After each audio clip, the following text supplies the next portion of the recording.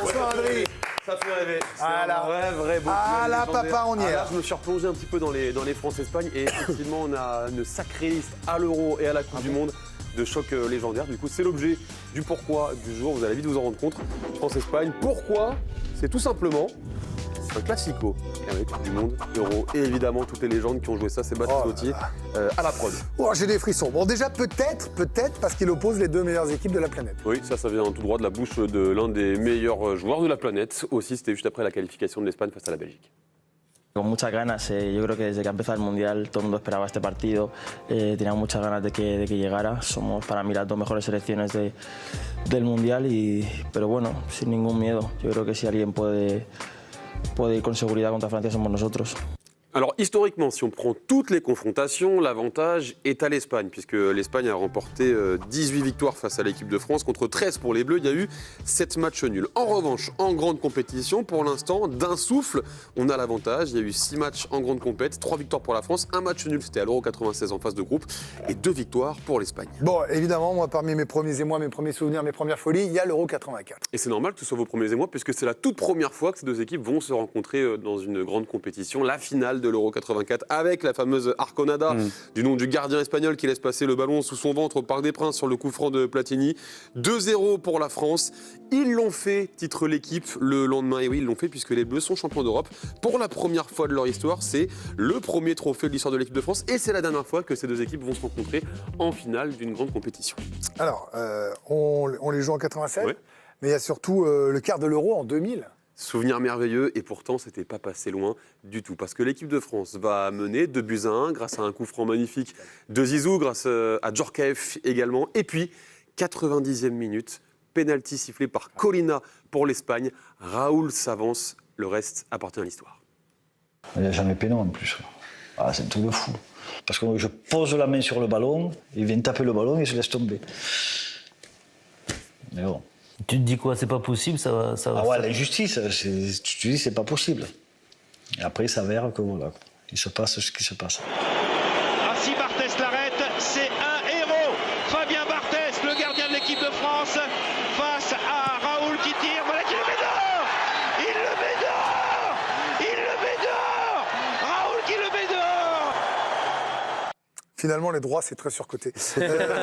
Et puis, comment oublier 2006? Le fameux Vas-y mon petit, évidemment, Franck Ribéry, Thierry Gilardi, 3-1, avec le but de Franck Ribéry, avec aussi un immense Zizou. L'équipe Explore a réalisé, là, ce mois-ci, justement, un format très cool autour de la Coupe du Monde 2006. Pendant le mondial, le numéro 10 signe des prestations légendaires, comme en 8e contre l'Espagne, qui se moque de son âge. À la veille du match, Marca titre. On va mettre Zidane à la retraite. Piqué au vif, le plus espagnol des Bleus crucifie Casillas. Il marquera le dernier but. Ouais, et s'il allait marquer, disait Jean-Michel Larquet à l'époque, eh bien il marquera ce dernier but. Et puis il y aura ce parcours légendaire. L'équipe titrera Le Bonheur avec cet édito justement dans le journal le lendemain du match, le 28 juin 2006. Un match où l'équipe de France menait 1-0 a retrouvé toutes ces vertus dont nous avions tellement peur qu'elle les ait à jamais égarées. La maîtrise collective, la solidité, la solidarité, le goût du combat, du souffle du coffre, l'efficacité et l'orgueil. Cet orgueil qui a poussé Zidane impeccable jusqu'à inscrire dans le temps additionnel un but dont il se souviendra toute sa vie. Et nous aussi, on s'en souviendra toute notre vie de ce but de Zidane. Ils ont quand même ça en eux de venir nous chercher. Ah, ils sont bons, ils sont très bons, c'est comme ça. Ah, ils agitent le truc rouge, là, comme ça. Bon, là, on a des souvenirs cool, mais les plus récents, il faut bien être honnête, sont moins sympatoches. Oui, parce que le but de Zidane, ce 3-1 en 2006, c'est tout simplement la dernière victoire des Bleus en grande compétition face à l'Espagne. À la défaite à l'Euro 2012 avec le coup tactique pas forcément très inspiré de Laurent Blanc, celui de mettre, regardez, Mathieu Debuchy en ailier droit devant Anthony Réveillard. Vous voyez la composition de cette équipe de France. Eh bien, l'équipe de France n'existera pas. Défaite 2-0 dans ce quart de finale de l'Euro. L'équipe le lendemain va titrer SOS Fantôme. Et c'est vrai que les joueurs ont été fantomatiques. Les supporters n'étaient pas très contents. On a retrouvé un micro-trottoir signé la chaîne L'Équipe. Pour certains, il était même un petit peu excessif. Beaucoup de déceptions, on est passé, je trouve que l'équipe de France est passée à côté du match. Beaucoup de déceptions ce soir, on avait envie de rêver, on avait envie d'un miracle et malheureusement il n'a pas eu lieu. On avait envie de voir une équipe plus offensive, qui avait plus envie que ça. Il y a un moment donné, je sais pas, Giroud, le changement c'est maintenant. C'est pas... on a voté quoi, je veux dire, il y a un moment donné, faut y aller quoi, le jeu. Moi j'ai fait 6000 bornes moi. J'ai fait 6000 bornes là. Je reviens, je me suis levé tôt et je vais me coucher tard. Il y a un moment, voilà. Voilà, j'ai honte d'être français. Ouais. Le changement, c'est maintenant, Giroud. Vous l'avez reconnu ou pas? Oui, mais j'ai plus c'est un son nom. comédien, mais j'ai Ouais, pas son nom. Pareil. C'est un très bon comédien. L'équipe du soir existait depuis 2 ans. À l'époque, on avait Manu Petit comme consultant. On avait un peu d'argent à l'époque. Manu Petit, champion du monde 98. Et il fait un petit complexe Pour lui, on a fait un petit complexe d'infériorité face aux Espagnols. Il y a un truc que j'ai trouvé révélateur depuis, ça fait déjà un paquet de temps que Laurent Blanc s'émerveille devant le jeu de la Roya et du Barcelone, à juste titre d'ailleurs. Mais je trouve que la Roya, un peu à l'image de Barcelone, d'ailleurs ça s'est prouvé cette année, sont en perdition, sont en fin de cycle concernant certains joueurs cadres. Et son discours qu'il tenait depuis les quarts de finale, justement depuis le lundi, c'était c'est la référence, c'est tout le monde veut la possession de balle. Enfin bref, à chaque fois, il idolâtrait en permanence. Donc les messages qu'il envoyait à ses propres joueurs, c'était, de toute façon, on aura beau faire tout ce qu'on veut, jamais on arrivera à les déloger d'où ils sont. Et 2024, pas cool non plus. Ouais, défaite 2-1 en demi-finale de l'Euro. C'est vrai que cet Euro, il a été un petit peu compliqué. On n'a pas vu grand-chose. Démasqué titrera l'équipe au lendemain du match. Démasqué, évidemment, en référence au masque que porte Kylian Mbappé durant cette compétition. Lui qui traversera un peu cet Euro comme une ombre. Globalement, comme en 2012, on s'est fait complètement surclasser. Il y avait une classe d'écart avec l'Espagne et puis en seconde période c'était même humiliant pour être franc, donc il y avait trop d'écart entre cette équipe d'Espagne et l'équipe de France. Je trouvais ça presque miraculeux qu'il n'y ait qu'un but d'écart et qu'il y ait cette dernière occasion pour Mbappé par exemple. Franchement moi j'ai vu un très gros match de football en première période et un match un peu humiliant en seconde. Chaque génération, son match, son héros ou son traumatisme. Eh bien, on espère que ces Bleus-là offriront un nouveau beau chapitre de l'histoire de ces classicos. Merci beaucoup, Adrien. Merci à l'Espagnol Tony Molina. Bien sûr, Tony. On espère qu'il vivra une mauvaise soirée mardi. Bien sûr, on lui souhaite beaucoup d'amour, une belle vie, mais mardi soir, une mauvaise soirée, évidemment, à Tony, qu'on embrasse, bien sûr. Non, un mot quand même sur ce classique-là. Moi, je ne voudrais pas qu'on rentre tellement dans le match qui arrive, parce que bon, on en a beaucoup parlé, on va encore en parler, en se demandant si ce sera forcément spectaculaire. Vous l'avez dit tout à l'heure, Karim, on n'est pas sur les mêmes équipes. Jamais la France. Moi, quand je vois le 11 de 2012, je vois le 11 de 2026, je me dis qu'est-ce qui s'est passé, quoi. What happened Mais c'est quand même, voilà, c'est un classique, c'est un match qui sent le soufre. Oui, et après, nous en tant qu'amoureux de foot et de l'équipe de France, dans notre esprit, il y a quand même plusieurs classiques. L'Espagne fait partie de ce trio de classiques, pour moi. Classico, du coup. De classico avec le France-Brésil. Parce que si vous montez les anciens, 86, le quart de finale, 98, 2006 je connais le troisième. Également. Et le troisième, c'est le nouveau classico, pour le coup, l'Argentine. Moi, j'étais sur l'Allemagne. Vous pouvez pas m'enlever l'Allemagne. Oui, l'Allemagne, c'est vrai, mais l'Allemagne, on ne les rencontre plus depuis très longtemps. L'Allemagne, c'est le classique crève-cœur. Oui, mais c'est le classique années 80. Non, mais c'est le classique années 80, on les rencontre plus. À 84, aujourd'hui, on les rencontre plus. À part à l'Euro 2016, effectivement, on les sort en demi-finale. Et 2014. Non, il y a 4 équipes. Rajoutez-moi l'Argentine, 2018. On joue toujours les mêmes équipes, en gros. Et oui, c'est ça. Moi, c'est pas la rencontre qui m'a fait le plus vibrer dans ma vie, le France-Espagne. Parce que c'est bête, mais c'est un match d'Euro pour moi, à la base. C'est pas un match de Coupe du Monde, un France-Espagne. Il n'y a eu qu'un seul match en Coupe du Monde. Voilà. C'est plus un match d'Euro. Effectivement, le fameux match dont parlait Barthez à l'Euro 2000, hyper serré, ce but de Djorkaeff, Mounitis dans la surface de réparation. Voilà, ça, c'était un classique, mais en Europe.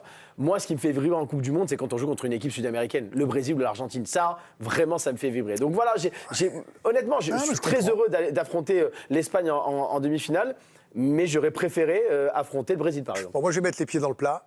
Il y a un truc quand même qui m'excite un peu pour mardi.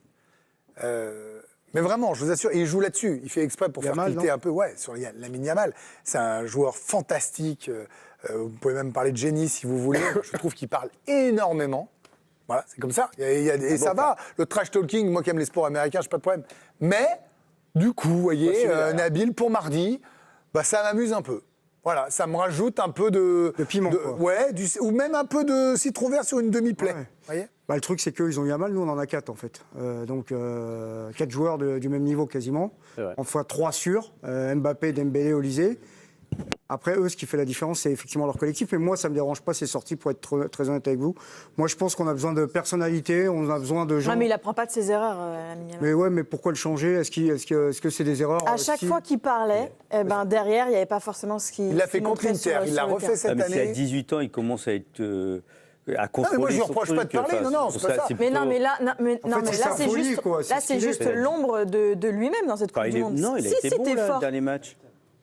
Bah, si, il a fait des Oui, mais il a fait des différences. choses, mais il n'a lui manque des stats, pas là, marqué. c'est ça. On s'éloigne pas trop sur blessé. Yamal, j'entends, mais ça rajoute du piment. C'est ça, moi, ce qui m'intéresse dans ce thème du pourquoi, là. Ça Non, mais rajoute moi, un je préfère truc, un mec quoi. qui me challenge, qui me dit je vais venir te chercher, ça va m'exciter, Ouais, voilà. plutôt qu'autre chose. Moi, je suis Mbappé ou Olysée ou Dembélé ou un autre. Je me dis, bah tiens, mon pote, mercredi, on va te régler, quoi. Mardi, excuse-moi. Ouais. On va te régler. Moi, je le prendrais comme ça, en tout cas.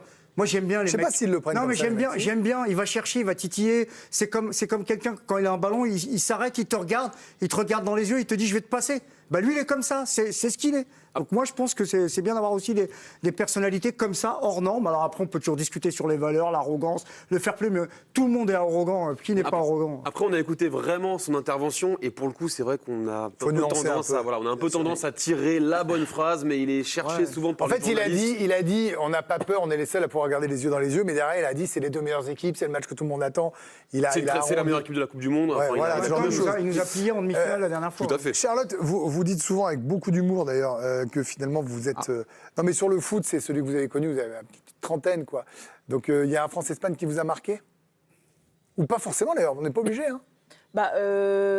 2006 peut-être? Oui, 2006, c'était parce que je m'en souviens très bien, je l'ai regardé avec ma famille, mais après où vraiment j'ai cet esprit où je l'ai toujours en travers de la gorge, c'est à l'Euro, donc c'est vrai que là il y a une grosse revanche à prendre de la part des Français. Le dernier Euro là? Oui, par contre on n'a pas du tout la même équipe, hein. Ça on est tous d'accord, on n'a pas du tout la même équipe.